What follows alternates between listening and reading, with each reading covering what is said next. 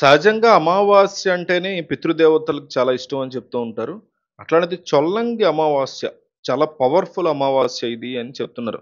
పితృదేవతల యొక్క ప్రీతి కోసం దానం చేసినా, తర్పణాలిచ్చినా, అన్నదానం చేసినా, గోమాతకు ఆహారం తినిపించినా చాలా మంచిది. పితృదోషాలు తొలగిపోతాయి. అలాంటిది చొల్లంగి అమావాస్యకు ఉన్నటువంటి ప్రత్యేకత ఏంటంటే, ఆ రోజు ఎవరైతే పితృదేవతలకు సంబంధించినటువంటి పరిహారాలు చేస్తారో, వాళ్ళకి 21 తరాల పాటు పితృదేవతల యొక్క అనుగ్రహం కలుగుతుంది.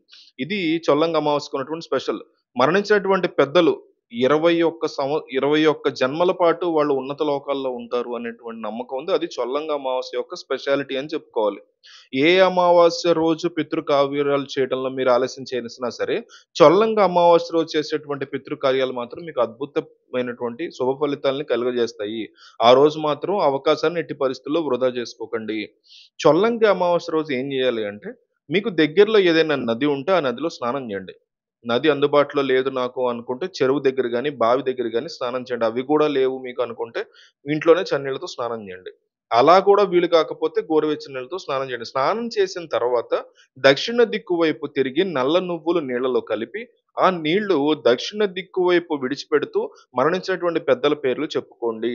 అంటే పితృ దేవతల్ని స్మరించుకుంటూ తర్పణం ఇస్తే 21 తరాల పాటు పితృదేవతల యొక్క మీకు అనుగ్రహం కలుగుతుంది. ఖచ్చితంగా ఇవ్వాలి ఆ రోజు తర్పణం. పితృదేవతల పేరిట అన్నదానం చేయండి. 11 మందికి నిమ్మకాయ పులిహోర ప్యాకెట్లు మీ చేత్తో మీరు పంచండి. మరణించినటువంటి పితృదేవతలు మనసులో స్మరించుకోండి ఆ టైంలో. పితృదేవతల సంపూర్ణమైనటువంటి అనుగ్రహం కలగడానికి రావి చెట్టు దగ్గర పితృదీపాన్ని వెలిగించండి. ఆ పితృదీపం ఎలా వెలిగించాలంటే ఎక్కడైనా దేవాలయంలో ఉన్నటువంటి రావి చెట్టు దగ్గరికి వెళ్లి, ఆ రావి చెట్టు దగ్గర బియ్యపిండితో ముగ్గు వేసి ఆ ముగ్గు మీద ఒక పెద్ద మట్టి ప్రమిదను ఉంచి, ఆ మట్టి ప్రమిదలో ఆవాల నూనె పోయండి. ఆ తర్వాత 2 ఒత్తులు కలిపి ఒక ఒత్తిగా చేసి, అలాంటి ఒత్తులు 12 తీసుకోండి. ఆ 12 ఒత్తులు కూడా విడివిడిగా వేసి ఆవాల నూనె దీపాన్ని వెలిగించండి. దీన్ని పితృదీపం అంటారు. చొల్లంగి అమావాస్య రోజు వెలిగించేటువంటి పితృదీపం సంపూర్ణంగా పితృదోషాలు పోగొట్టడంతో పాటుగా 21 తరాల పాటు పితృదేవతలు మిమ్మల్ని అనుగ్రహించి మీ కోరికలు నెరవేర్చేలాగా ఇది చేస్తుంది ఈ దీపం. దగ్గరలో మీకు గనక అరటి చెట్టు ఉంటే, అరటి చెట్టు దగ్గరికి వెళ్లి పసుపు కలిపినటువంటి నీళ్లు అరటి చెట్టు మొదట్లో పోయండని జెప్తున్నారు.